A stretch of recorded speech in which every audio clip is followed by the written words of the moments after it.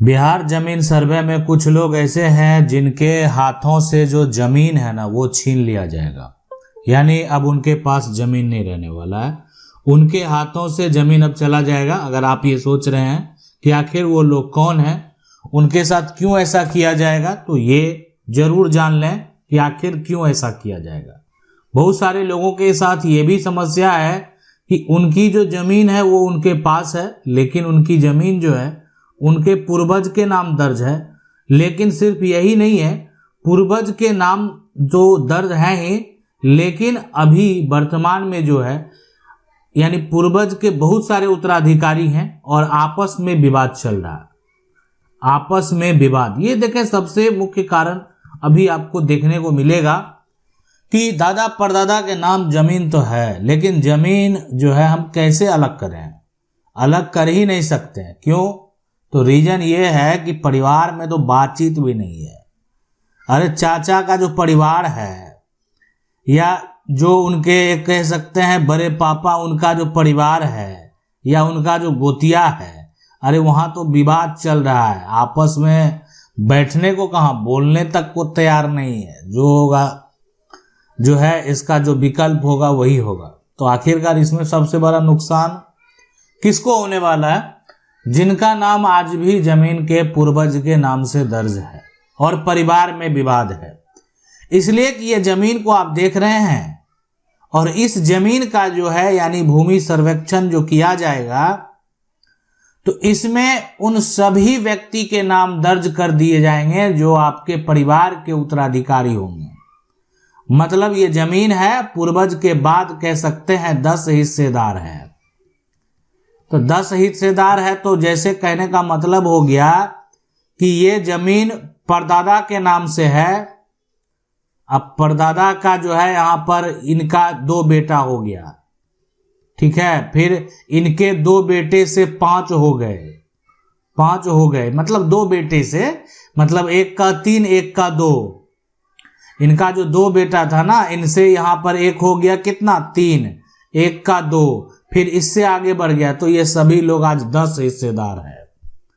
अब 10 हिस्सेदार को जो है आपको आपस में विवाद है, तो कुछ से बातचीत होता है, कुछ से नहीं होता। अब ऐसा है सिचुएशन कि आपस में ही जो है लड़ाई झगड़ा पहले हो चुका है, मारपीट हो चुका है परिवार में ही, तो अब तो बोलने को तैयार ही नहीं है, एक दूसरे का तो दुश्मन बना हुआ है। तो कहाँ से जो है अलग अलग जमीन का बंटवारा हो जाएगा। बहुत लोगों के साथ ये है, बहुत लोगों के साथ है कि वो तो कोर्ट चले गए, कोर्ट में केस लड़ रहे हैं, कोर्ट में उनका केस है, उनका केस हो सकता बंटवारा का केस हो, बंटवारा का केस, उनका केस हो सकता है टाइटल का केस हो, जो भी केस है ना आपका, यहाँ पर एक काम तो होगा ही, जो सरकार कर रही है, जो कोर्ट का होगा। कोर्ट का जब फैसला आएगा तभी सरकार जो है अपने रास्ते को बदल सकती है, ऐसे नहीं। अभी वर्तमान में सरकार के द्वारा ढूंढा जा रहा है जिंदा आदमी, यानी जीवित आदमी, ठीक है, जीवित आदमी। तो जीवित आदमी को ढूंढने के क्रम में जो है यानी अब कोई मृत जो व्यक्ति है उसके नाम से तो कुछ रहेगा ही नहीं, जो जीवित है। तो 10 हिस्सेदार है इसमें, तो एक जमीन पर 10 व्यक्ति का नाम दर्ज हो जाएगा। अब आप कहेंगे सबका नाम आ जाएगा, कोई बेच देगा। अरे अभी भी परदादा के नाम से है तो भी बेच सकता है, आज उसका नाम आ जाएगा तो भी वो बेच सकता है। तो बेच सकता है तो इसका मतलब ये नहीं कि मतलब वो अपने हिस्से से अधिक प्रॉपर्टी को बेच देगा। आपके पास पावर होना चाहिए, वैसे सेल डीड को भी आप कैंसिल करवा सकते हैं। अरे हिस्सा कैसे कोई ले लेगा, इतना आसान नहीं है। अब कहेंगे कि ठीक है विवाद में तो हम फंस जाएंगे, बिल्कुल फंसेंगे। परदादा की जमीन थी तो जिस समय हक नहीं मिल रहा था उसी समय बंटवारा शूट कर देते, पार्टीशन शूट कर देते। कोर्ट में आज भी जो है बंटवारा का केस अगर नहीं किए हैं, आपका विवाद है और आपको अगर ये इंजार है, ठीक है, प्रयास जहां तक आप पहले मान लेते हैं पंचनामा बनाने का, पंचायत जो है एक तरह से बैठाकर प्रयास करें, ठीक है, आपस में विवाद सुलझ जाए, नहीं सुलझता, नहीं मानने को तैयार है, कोर्ट है, आपका शेयर और आपका हक वो ले ही नहीं सकते किसी भी हालत में, ठीक है। आज निर्णय हो, कल निर्णय हो, निर्णय होना तय। यानी आपके हिस्से की जो प्रॉपर्टी है वो इतना आसान नहीं है कि वो अपने आपके हिस्से की प्रॉपर्टी को ले लेंगे। तो इसलिए इस बात को समझ ले।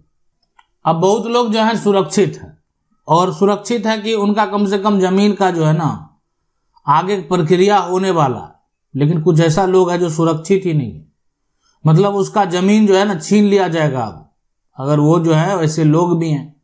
कौन कौन सा ऐसे लोग हैं जो सुरक्षित है? सुरक्षित वाले हैं जिनके पास जमीन का पहले से खतियान है। पहले से क्या है? खतियान है दादा परदादा का, वो सुरक्षित है, कोई दिक्कत नहीं है उनके पास। जिनके पास पहले से केवाला है वो सुरक्षित है, यानी कहने का मतलब जो सेल्डीड है, सेल्डीड है, कोई दिक्कत नहीं है। इसके बाद जो है यहाँ पर किसी के पास जमीन का अगर यहाँ पर वसीयत है, रजिस्टर वसीयत है, सुरक्षित है, विल इनके पास है ना, ये है। अगर किसी व्यक्ति के पास जो है, और देखें ये सारा कुछ होने के बाद एक और प्रक्रिया बेहद जरूरी होता है। अब किसी के पास अगर यहाँ पर बात करें जो गिफ्ट डीड है वो सुरक्षित है। तो ऐसे अन्य जो रजिस्टर्ड डॉक्यूमेंट हैं और उसके आधार पर जमीन का जो है यानी दाखिल खारिज होना चाहिए।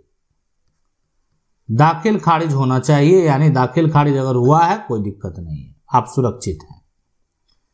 तो उनको कोई भी परेशानी जो है नहीं होने वाला है, जिनका जमीन का जो है पूरा इंफॉर्मेशन जो सरकार के रिकॉर्ड में दर्ज है, उनका नाम दर्ज है। अब उनके जो उत्तराधिकारी हैं, वर्तमान में जो हकदार हैं, उनके नाम पर वो अब ट्रांसफर किया जाएगा। यानी पहले से जिनके नाम से खतियान था, अब जो खतियान बनेगा वो उनके उत्तराधिकारी के नाम पर बनेगा। लेकिन खतरा किसको है? खतरा है यानी उनको जो व्यक्ति, यानी कह सकते हैं ना, जमीन पर जो है कब्जा तो किए हुए हैं, कब्जा है, लेकिन उनके पास जमीन का कागज जो है, कागज नहीं है। अरे तो क्या लेकर जाएंगे वो? जमीन अपने नाम से करवाने के लिए यहाँ पर बोल रहा है कि अपने नाम का कागज हमको दीजिए, जमा कीजिए, जो भी प्रक्रिया किया जा रहा है। लेकिन यहाँ पर वो लोग क्या लेकर जाएंगे जिनके पास सिर्फ जमीन पर कब्जा है, कोई कागज नहीं है। ठीक है, तो कोई कागज नहीं है तो यानी उस सिचुएशन में जो है ना आपको कानूनी तौर पर हक नहीं मिलेगा, हक नहीं मिलेगा। और ये एक तरह से कोई अगर किसी प्रकार का दावा भी करता है कि मेरे नाम पर दर्ज हो जाए, तो ये करना जो भूमि के सर्वेक्षण के यानी भूमि सर्वे के जो अधिकारी हैं, है ना, जो अधिकारी हैं, अगर वो गलत करेंगे तो अब देखें अभी डिजिटल युग है, साफ साफ पता चलता है कि आप गलत किए हुए हैं। जो नहीं करना है अगर उसको कोई गलत तरीके से कर लिया, अभी क्या है, पहले के समय और अभी के समय में तो अंतर है। पहले के लोगों को पता नहीं था कि हमारे जमीन अभी वर्तमान में कौन कागजात किसके नाम पर गया, बहुत सारी जमीन थी लोगों के पास। आज कम जमीन है और ऑनलाइन प्लेटफॉर्म पर ये आसानी से लोग देख लेंगे क्या इसके साथ गड़बड़ी हुई है, छेड़छाड़ हुआ है, तो यहाँ पर जो है डायरेक्ट एक्शन लेने का जो है यानी आपके पास आदेश है। विकल्प देरी नहीं करना इसमें, ठीक है। जैसे ही लगे त्रुटि है तुरंत कानून का सहारा लेना है, यानी देरी करेंगे तो फिर दिक्कत होगा। तो इसलिए आपकी जमीन को अगर कोई दूसरा अपने नाम से करा लिया है तो इसमें अधिकारी और कर्मचारी दोनों फंस सकते हैं, इसलिए ऐसे लेकिन करेंगे नहीं।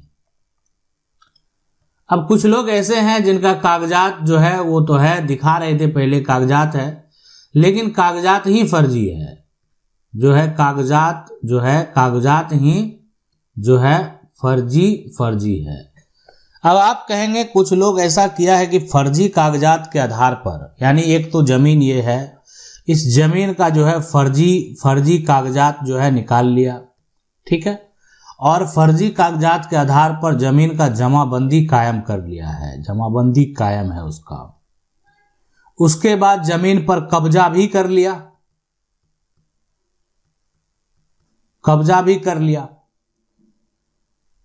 तो ऐसे सिचुएशन, ऐसे कंडीशन में क्या होगा कि जमीन का फर्जी कागजात और उसके बाद जमाबंदी कायम उसी से कर लिया है। तो देखें इसका क्या होगा कि अभी फिलहाल जो जमाबंदी है उसके हिसाब से इनका नाम तो दर्ज कर दिया जाएगा, ये फर्जी कागजात आपको पता था तो आप इसको रद्द करवाने के लिए आपको सिविल कोर्ट में केस फाइल करना पड़ेगा। अभी हो सकता है फिलहाल जो है इसकी जांच तत्काल ना हो, लेकिन आगे जो है आप अपना दावा पेश कर सकते हैं। बहुत सारी ऐसी जमीन है जो सरकार के रिकॉर्ड में दर्ज है, यानी जमीन सरकार का है, और वो जमीन अगर सरकार का है तो वो हो गया एक तरह से सरकारी जमीन, ठीक है। जैसे मान लेते हैं कोई किसी का जो है गैर मजरुआ जमीन है, गैर मजरुआ जो है यहाँ पर आम गैर मजरुआ है, या कोई ऐसा जमीन है जो नदी का जमीन है, कोई ऐसा जमीन है जो नहर का जमीन है, कोई ऐसा जमीन है जो यहाँ पर सड़क का जमीन है। तो ऐसे कंडीशन, ऐसे सिचुएशन में अगर ऐसा है, कोई ऐसा जमीन है जो यहाँ पर तालाब का जमीन है, तो ये सब जमीन अब तो सरकार, अब आप मान लेते हैं इसके आसपास की जमीन को आप कब्जा किए हुए सरकारी जमीन पर, तो इस पर जो है आपको बस ये सरकार के रिकॉर्ड में दर्ज है, सरकार के रिकॉर्ड में ही दर्ज रहेगा। आप किसी भी हालत में जमीन को अपना नहीं बना सकते, इस पर जो है अधिकार नहीं जता सकते। तो इन लोगों जो एक तरह से गलत तरीके से जमीन को अपने पास लाए हैं, उनकी जमीन जो है भूमि सर्वेक्षण के दौरान, बिहार जमीन सर्वे के दौरान जो है जमीन को छीन लिया जाएगा। आशा करते हैं वीडियो अच्छा लगा होगा। वीडियो को लाइक जरूर कर दें। चैनल को पहली बार देख रहे हैं, सब्सक्राइब करके जो बेल आइकन है उसको जरूर दबा लें। मिलते हैं अगले वीडियो में, तब तक के लिए जय हिंद।